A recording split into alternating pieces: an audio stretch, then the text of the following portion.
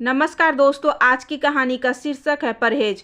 मोहनलाल लगातार आवाज़ दिए जा रहे थे, अरे ओ बहू सुनती है, देख तो 12 का घंटा बज गया, लेकिन अभी तक मेरे पेट में अन्न का एक दाना तक नहीं गया। पर कोई प्रत्युत्तर ना पाकर खींच जाते, अगली बार अपनी आवाज़ और बुलंद करके चिल्लाने लगते। पर बहू कहाँ मौजूद थी उनकी चीख पुकार सुनने के लिए। वह तो सुबह ही अस्पताल चली गई थी अपनी बहू को लेकर। जाते वक्त वह बोलकर भी गई थी, बहू के पेट में दर्द उठ रहा है इसलिए वह अस्पताल जा रही है। मगर आपको किसी चीज़ की आवश्यकता हो तो नेहा को आवाज़ दे दीजिएगा। वैसे मैंने तो उसे बता दिया था कि अस्पताल से आने में मुझे देर हो जाएगी, इसलिए बाबूजी को खाना समय पर दे देना। पर मोहनलाल की उम्र के साथ साथ शायद याददाश्त भी बूढ़ी हो गई थी और वे यह भूल गए थे कि सुबह का नाश्ता बहू उनको खिलाकर गई थी। उनकी लगातार की गुहार से नेहा हाथ में खाने की थाली लेकर आ गई और बोली, माफ़ करना दादाजी, आपके लिए खाना लाने में देर हो गई। मोहनलाल खांसते हुए बोले, नहीं बेटी, कोई बात नहीं है। जब अपनों ने ही परवाह करना छोड़ दिया तो किसी और से भला क्या उम्मीद करूं। नेहा बोली, अच्छा दादाजी, तो मैं कोई और हो गई। थाली में दाल, रोटी, सब्जी और सलाद देकर वे बोले, क्या बेटी, तू भी वही रूखे सूखे भोजन ले आई। नेहा बोली, दादाजी आपकी सेहत के लिए यही अच्छा है। चाची जी बोलकर गई थी कि दादाजी को मीठे चीज़ों, आलू और चावल मत देना। मोहनलाल बोले, अरे वह खुद मुझको स्वादहीन खाना खिला खिलाकर तो मार ही रही है। अब तुझे भी पाठ पढ़ा गई है कि दादाजी की सेहत के लिए क्या अच्छा है क्या बुरा। पर वह भी क्या करे, जब से मेरा पोता अखिल डॉक्टर बना है तब से अपनी माँ को भी डॉक्टर बना दिया। हर चीज़ की नाप तौल करता है। मधुमेह की बीमारी है, अरे वर्जनाओं का भी अंत होता है। नेहा बोली, दादाजी अखिल भैया आपका कितना ध्यान रखते हैं, आपके स्वास्थ्य के प्रति कितना सचेत रहते हैं। अगर आपकी पसंद की चीज़ें आपको खाने के लिए मिलने लगे तो क्या आप स्वस्थ रह पाएंगे।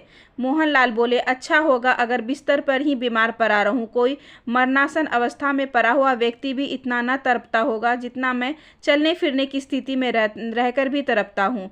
टहलने के नाम पर अखिल रोज़ सुबह उठा देता है और तब तक चलाता रहता है जब तक मैं थक कर चूर ना हो जाऊं। कहता है वॉक कीजिए, वॉक आपकी सेहत के लिए अच्छा रहेगा। मन तो करता है बोल दूं अंग्रेजी किसी और के सामने झाड़ा करो, पर लिहाज कर जाता हूँ। कैसा ज़माना आ गया है, नाती पोतों के सामने बुजुर्गों को चुप रह जाना पड़ता है। एक हमारा ज़माना था जब बड़े बोलते थे तो और बच्चे सुनते थे। बड़ों का सम्मान किया जाता था, उनके खाने पीने का पूरा ख्याल रखा जाता था। अब तो बच्चे खुद कमाते हैं, खुद ही खाते हैं। बीमारी के नाम पर हमें रूखे सूखे भोजन देकर सोचते हैं कि अपने कर्तव्यों का पालन कर रहे हैं। दादाजी घुमा फिराकर फिर स्वाद पर आकर अटक जाने वाली बात सुनकर नेहा विचार मग्न हो गई। वह दादाजी के इस विषय में और भी बातें करना चाहती थी, पर वह चुप हो गई। वह जानती थी कि बात करके कोई फायदा नहीं, दादाजी समझने वाले में से नहीं हैं। थाली उठते हुए वह बोली, अच्छा दादाजी, अब मैं चलती हूँ, किसी चीज़ की ज़रूरत हो तो बता दीजिएगा। नेहा थाली उठाकर चली गई तो मोहनलाल का मन फिर स्वाद रूपी सरिता में गोते खाने लगा। वो सोचने लगे, आज भोजन के लिए मुझे इतना इंतज़ार करना पड़ता है, और जब इंतज़ार की घड़ियां समाप्त हो जाती है तो भोजन के नाम पर गाय भैंसों जैसा घास फूस परोस दिया जाता है। कभी ऐसा भी समय था जब भोजन मेरा इंतज़ार करता था। वो भी क्या ज़माना था, चौपाल लगती तो शाम रात में कब तब्दील हो जाती पता ही नहीं चलता था। मित्रों का जमघट लगता तो छठते छठते भी काफ़ी रात गुजर जाती थी। कभी रामायण तो कभी बिरहा तो कभी शतरंज। इस संपूर्ण माहौल में माँ द्वारा घी के बनाए हुए व्यंजन भी सरस बना देता। थाली की थाली कचौरियाँ, समोसे, रबड़ी और जलेबियाँ उड़ाई जाती। भोजन का समय जब सरकने लगता तो माँ बुलावे पर बुलावा भेजती। जब वह घर पहुँचते तो माँ रसोई में भी झपकी लेती मिल जाती। वह माँ को कितनी बार समझा चुके थे कि माँ मेरे लिए परेशान मत हुआ करो, आपको इतनी रात तक जगने की भला क्या आवश्यकता है। आप रसोई में मेरा इंतज़ार करती रहती हैं इसलिए भोजन कर लेता हूँ, वरना नाश्ता ही इतना भिजवा देती हैं कि भोजन करने जरा भी मन नहीं होता। तो माँ कहती, तू भोजन किए बगैर ना सोए, इसलिए तो जागती रहती हूँ, और नाश्ता तो नाश्ता होता है, भोजन से भला उसका क्या मुकाबला। मोहनलाल माँ की ममतत्व से भरी स्नेहिल बातें सुनकर माँ के सामने ही आलती पालती मारकर बैठ जाते। माँ का प्रेम, उनकी भूख को फिर से जागृत कर देता और वे भोजन युक्त थाली को धुली हुई थाली बनाकर ही उठते। माँ इस जिम्मेदारी से तभी मुक्त हो पाती थी जब घर में बहू ने प्रवेश किया था। बहू भी अपनी इस जिम्मेदारी में कभी विचलित ना हुई, पर मोहनलाल अब चौपाल से थोड़ा बहुत जरूर विचलित होने लगे हैं। भामिनी का इंतजार करता चेहरा उनकी आंखों के सामने घूम जाता। जब तक वह घर नहीं आ जाते भामिनी भूखी प्यासी रहकर उनका इंतजार करती रहती। कितनी बार उन्होंने समझाया था कि वह उनके लिए भूखी ना रहा करे, वे तो चौपाल में अपना कोटा पूरा कर लेते हैं। माँ सुन जाती तो कहती, बहू अपना पत्नी धर्म निभा रही है, उसे मत रोका कर बेटा। पर क्या वह सिर्फ पत्नी धर्म ही निभाती थी? पत्नी से अधिक उसने बहू धर्म को प्राथमिकता दी थी। भोजन में वह एक मीठा पदार्थ जरूर रखती। जब वे पूछते, रोज रोज मीठे चीज़ क्या बनाती रहती हो, मैं तो उब गया हूँ मिठाइयाँ खाकर, तो भामिनी बोलती, मिठाइयाँ आपके लिए थोड़े ही बनाती हूँ माँ, बाबूजी अब बूढ़े हो गए हैं और उम्र के इस पड़ाव पर मीठे चीज़ों से प्रति आदमी का झुकाव ज़्यादा हो जाता है। यह सुनकर वे हंसने लगते, पर आज भामिनी की बातें उन्हें कितनी सही प्रतीत होती है। बाहर गाजे बाजे की आवाज़ सुनकर उनकी विचार श्रृंखला भंग हो गई। उन्होंने देखा बहू अंदर प्रवेश कर रही है। उसकी गोद में नवजात शिशु देखकर मोहनलाल भी प्रफुल्लित हो उठे। सभी ने उनके पैर छुए। बहू बोली, बाबूजी देखिए आज आपके घर में परपोता हुआ है, लीजिए लड्डू खाइए।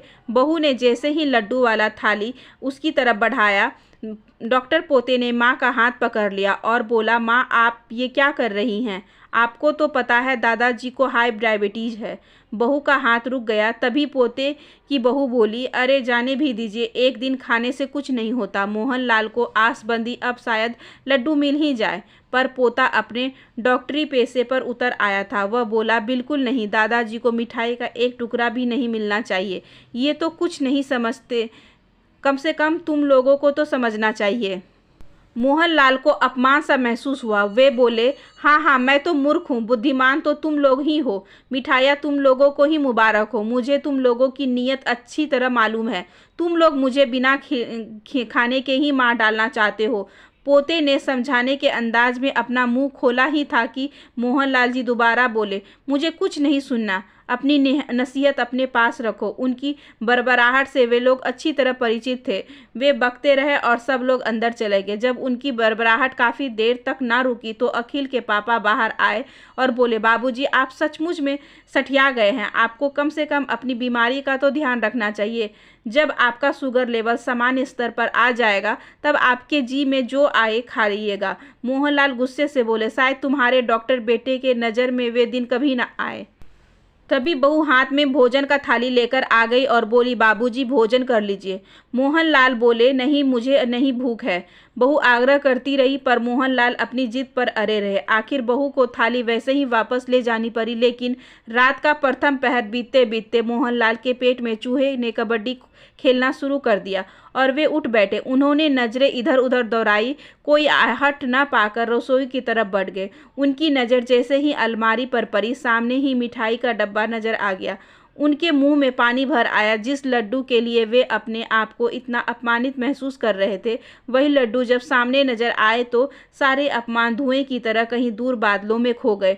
स्वादेंद्रित ने ज्ञानेंद्रित पर कब्जा कर लिया और डब्बे में से लड्डू निकाल कर गले के नीचे उतरने लगे। जब उनका पेट गले तक भर आया तो पैर अपने आप चारपाई की तरफ उठ गए। सुबह होते होते उनको चक्कर पर चक्कर आ रहे थे, जी मचल रहा था और वे अर्ध बेहोशी की हालत में पहुंच गए। जब यह बात अखिल को पता चली तो वो दौड़ा हुआ दादाजी के पास आ गया।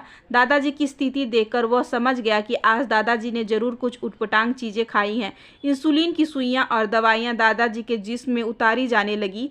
जब भी उनकी आंख खुलती हुए अखिल को अपने पास पाते, उनके चेहरे पर बेचैनी और थकावट देखकर वे बेचैन हो उठे। अखिल की लगातार कोशिश से दादाजी की तबीयत में सुधार होने लगा। अखिल के लिए बुलावे पर बुलावा आ रहा था, पर वह दादाजी के पास से हिला तक नहीं। आखिर मोहनलाल बोले, अब तू अपने काम पर लौट जाओ बेटा, मेरी तबीयत अब बिल्कुल ठीक है। तुम्हारे वहाँ भी कितने अहम काम करने के लिए पड़े होंगे। अखिल बोला, पर आपसे ज़्यादा नहीं। तभी नेहा ने अंदर प्रवेश किया। उसके हाथ में मिठाई का डब्बा था। वह बोली, लीजिए दादाजी मिठाई खाइए, आज मैं देखती हूँ कि आपको कौन रोकता है। मोहनलाल बोले, नहीं बेटी, अब मुझे इन चीज़ों की कोई ज़रूरत नहीं है। प्रतिकूल पदार्थ प्रति नकारात्मक भाव और पोते को प्यार से निहारती आंखें देखकर नेहा समझ गई कि दादाजी ने आज से परहेज करना शुरू कर दिया है। आशा करती हूँ कि आज की ये छोटी सी कहानी आपको अच्छी लगी होगी। अगर अच्छी लगी हो तो please like, share and subscribe करें। हमारे चैनल को ज़्यादा से ज़्यादा शेयर करें और बेल आइकन को ज़रूर प्रेस कर लें ताकि अगली वीडियोज़ की नोटिफिकेशन आपके पास सबसे पहले पहुँचे। धन्यवाद।